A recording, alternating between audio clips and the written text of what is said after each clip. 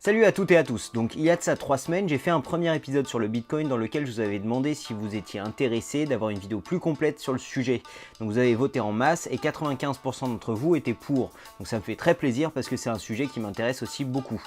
Aujourd'hui, je vais essayer de vous faire passer l'idée générale du Bitcoin sans utiliser de jargon technique.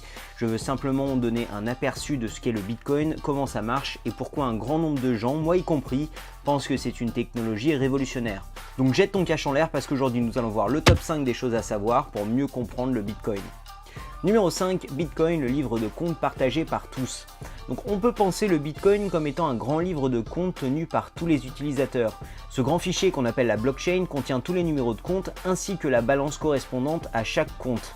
Et les unités de ce livre de compte sont les Bitcoins. Donc cet énorme livre de compte permet de transférer des Bitcoins d'un compte à un autre extrêmement facilement. Et le fait que la personne soit à côté de vous ou à l'autre bout du monde ne change rien à ça. En gros, c'est aussi facile d'envoyer des bitcoins que d'envoyer un texto ou un email. Pour recevoir ou envoyer des bitcoins, il vous faudra plusieurs choses. Donc premièrement, il vous faudra un smartphone ou un ordinateur avec une application ou un programme de portefeuille électronique qu'on appelle en anglais un Bitcoin Wallet. Ces programmes sont gratuits et vous permettent de stocker, de recevoir et d'envoyer du bitcoin. Et ensuite, il vous faut du bitcoin. Vous pouvez obtenir du Bitcoin de plusieurs façons, donc soit en les achetant sur une plateforme de trading spécialisée comme Kraken ou Paymium, soit en utilisant des sites qui mettent des acheteurs et des vendeurs en relation directe comme LocalBitcoin ou Bitcoin.de, soit grâce à des distributeurs physiques comme la maison du Bitcoin à Paris, et finalement vous pouvez aussi les acheter directement à un ami s'il accepte de vous en vendre. Donc je veux préciser que vous n'êtes pas obligé d'acheter ou de vendre des bitcoins entiers. C'est pas genre t'as la monnaie sur 2000 euros, non c'est pas ça.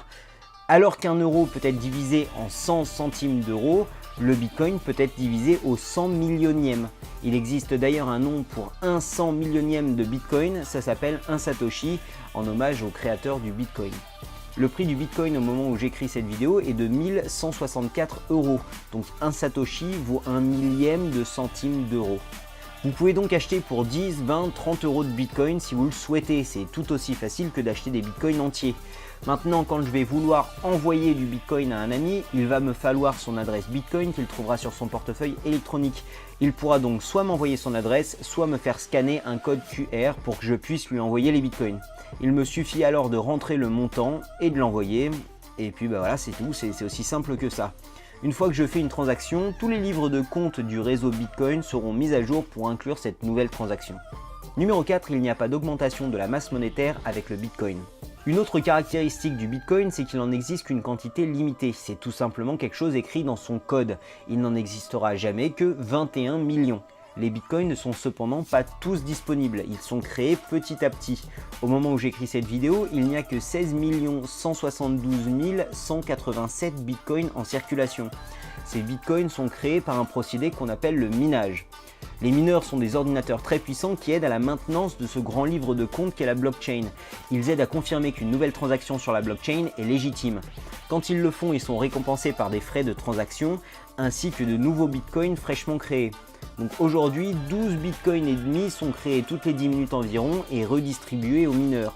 Une fois que la totalité des 21 millions de bitcoins aura été créée, et on estime que ce sera vers l'an 2140, alors plus aucun nouveau bitcoin ne sera créé et les mineurs ne seront plus rémunérés que par les frais de transaction. Il faut aussi souligner que dans les faits, les frais de transaction constitueront l'essentiel de la rémunération des mineurs bien avant 2140. En effet, en 2030, 98% des bitcoins auront déjà été minés. Donc beaucoup de gens comparent le bitcoin à de l'or digital. Comme l'or, le bitcoin est en quantité limitée et comme l'or, il faut du matériel, du temps et de l'énergie pour mettre de nouveaux bitcoins sur le marché. Donc étant donné que la quantité de bitcoin est limitée, plus il y aura de gens qui en demanderont, plus le prix augmentera. C'est d'ailleurs pour cette raison que le prix du bitcoin a augmenté ces 2 dernières années. De plus en plus de gens dans le monde achètent du bitcoin pour se protéger contre la dévaluation de leur monnaie. Numéro 3, le bitcoin est une monnaie décentralisée. Ce qu'on veut dire par décentralisé, c'est que personne ne contrôle cette monnaie, ni organisation, ni particulier, ni État. Il n'existe pas de banque centrale du bitcoin par exemple, ni de service client ou quoi que ce soit d'autre. Le fait qu'il soit décentralisé est de mon point de vue le plus gros avantage du bitcoin. Ça veut dire que vous n'avez pas besoin de demander d'autorisation à personne pour créer des applications et des services autour de Bitcoin, mais ça veut aussi dire que personne ne peut dévaluer le Bitcoin en créant plus, contrairement à ce que font nos États avec nos monnaies. Et la dévaluation d'une monnaie peut rapidement devenir un gros problème. On peut facilement prendre en exemple l'hyperinflation de l'Allemagne à la fin de la Première Guerre mondiale. À cause de la dette qu'ils accumulèrent lors de la Première Guerre mondiale, le gouvernement décida d'imprimer du mark en masse. Le mark est passé rapidement de 42 marks pour 1 dollar en 1920 à plus de 4210 milliards de marks pour 1 dollar, et ça seulement 3 ans après. Ça coûtait moins cher de brûler des liasses de marques pour se chauffer que d'acheter du bois. Donc le cas de l'Allemagne est extrême, mais nous n'avons pas besoin de remonter aussi loin dans le temps pour trouver des exemples d'hyperinflation. Aujourd'hui, le Venezuela se trouve aussi en hyperinflation. Et la liasse que vous voyez sur cette photo ne vaut aujourd'hui que 21 $, alors qu'en 2001, elle valait 71 000 $. Vous pouvez imaginer que les économies d'une vie peuvent être réduites à néant en quelques mois. En fin 2016, le gouvernement décida même de retirer le billet de 100 bolivars, ne laissant que 2 semaines au peuple pour l'échanger contre des plus petits billets. Ce billet ne valait déjà que 2 centimes de dollar au moment de cette décision. Toujours en fin 2016, même l'Inde a aussi décidé de rendre illégal ses 2 plus gros billets, celui de 500 et de 1000 roupies, et ça du jour au lendemain. Ils ne laissèrent qu'un mois et demi à la population pour déposer leurs billets à la banque, mais seulement à hauteur de 4000 roupies. Les billets de 500 et de 1000 roupies représentaient quand même plus de 80% du cash en circulation. Donc je ne parle pas non plus du fait qu'une autorité centrale peut décider de bloquer votre compte comme à Chypre, ou simplement de ne pas réapprovisionner les distributeurs de billets comme en Grèce. Bref, une situation chaotique peut vite arriver en cas de crise majeure.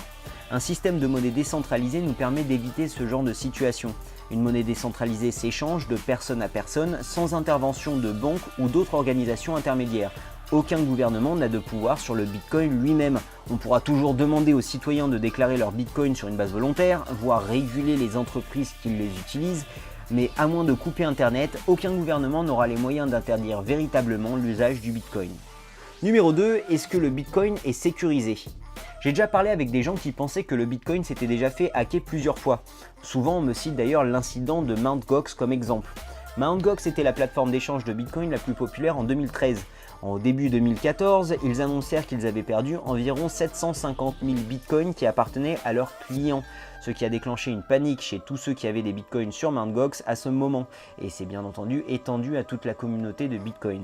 Beaucoup de plateformes de trading ont effectivement été hackées ou ont escroqué leurs clients, mais les faiblesses et les dérives d'une société privée centralisée n'ont rien à voir avec le réseau Bitcoin qui n'a jamais été hacké et dont la sécurité ne cesse de se renforcer à mesure que le temps passe. Si un énorme supermarché en France se fait cambrioler, ce n'est pas l'euro qui s'est fait cambrioler. De la même façon, il n'y a pas eu d'attaque sur le Bitcoin lui-même, mais seulement sur les plateformes qui permettent l'échange de Bitcoin. La technologie derrière le Bitcoin est extrêmement robuste, donc qu'est-ce qu'il faudrait pour hacker le Bitcoin lui-même ? L'attaque des 51% pourrait être une façon de hacker le Bitcoin. Pour faire une attaque de 51%, il faudrait pouvoir contrôler 51% du réseau complet de Bitcoin, ce qui est quasiment impossible aujourd'hui étant donné la puissance de calcul du réseau. Donc comme je vous l'ai dit précédemment, les mineurs doivent s'assurer qu'une transaction est légitime, c'est-à-dire qu'ils doivent s'assurer que la personne qui envoie des Bitcoins a bien des Bitcoins sur son compte. Mais si une seule entité possède 51% des mineurs, et il est important de noter que pour faire ça aujourd'hui, il faudrait plus de 100 fois la puissance de tous les ordinateurs de Google, ils ne pourront quand même pas s'ajouter des bitcoins qui sortent de nulle part sur leur compte, ni même changer l'historique d'autres comptes. En gros, ça demanderait un investissement de malade pour un minimum d'avantages. Si une entité parvient à réunir une telle puissance, il lui sera beaucoup plus rentable de l'utiliser pour contribuer à la validation des blocs et sécuriser le réseau Bitcoin. 50% de la puissance, ça veut dire aussi 50% des primes qui représentent quand même 1 million d'euros de gains par jour à l'heure actuelle. Numéro 1, peut-on aujourd'hui utiliser le Bitcoin comme monnaie ?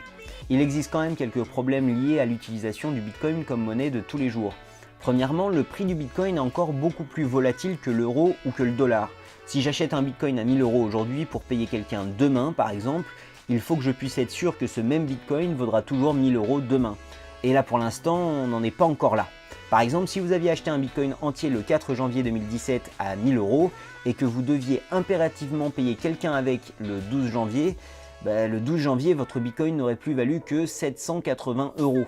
Pour utiliser une monnaie, il faut pouvoir être sûr que sa valeur reste relativement stable. La plupart du temps, les fluctuations dans le prix du Bitcoin sont dues au fait qu'il augmente plutôt que le contraire. Le Bitcoin a été la monnaie la plus performante des 2 dernières années. C'est-à-dire que si avec un Bitcoin au début 2015, vous pouviez remplir un caddie de nourriture, aujourd'hui avec le même Bitcoin, vous pourriez en remplir 6. Le Bitcoin est donc pour l'instant un investissement sur le moyen ou long terme.